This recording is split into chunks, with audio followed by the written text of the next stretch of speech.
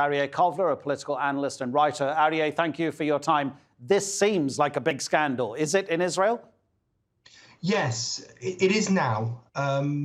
When the first NSO stories began to break a couple of years ago, first obviously the alleged links with the murder of Jamal Khashoggi, and then other stories around the world, it wasn't really a scandal in Israel in the same way. And that's partly because Israelis were reassured that, oh, NSO has guaranteed that it doesn't get used here. And so the revelation that it's being used domestically extremely widely by the police in a way that it seems, at least at the moment, that even prosecutors and more senior government officials were unaware of, is really a bit of a shock. You know, everyone's wondering what the police have been listening into on our phones. How does this reflect on Israel in terms of the international opinion around this particular spyware? And how come the Israeli government hasn't acted sooner? Because, as you say, it's been a few years now, and particularly authoritarian governments have been using that Pegasus spyware to spy on people that much of the world would regard either as human rights defenders or people who are defenders of democracy and don't deserve to be hacked and tracked in the way the Pegasus spyware allows them to be.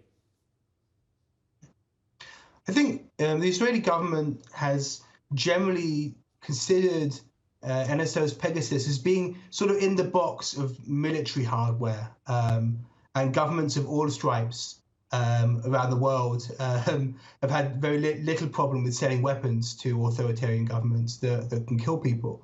And in some senses, it's interesting that there's a lot more outrage about a hacking tool than there is about deadly arms sales that governments all around the world sell to authoritarian and problematic regimes. I do think Israel has toughened up a bit on NSO in recent months, even before this broke, because the United States began to get tough with it, began to say this isn't okay, designated NSO as a potentially dangerous entity. And so we already saw some moves by the Israeli government to maybe call a time on this.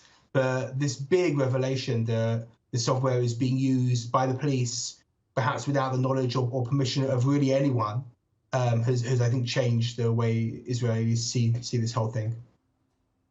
Can you just talk us through about how Benjamin Netanyahu is affected by this later story? Well, all of this it's a bit more than speculative, but there's no confirmation of anything. It seems like somebody's leaking this to the media. But no, the spyware hasn't actually been found on any devices.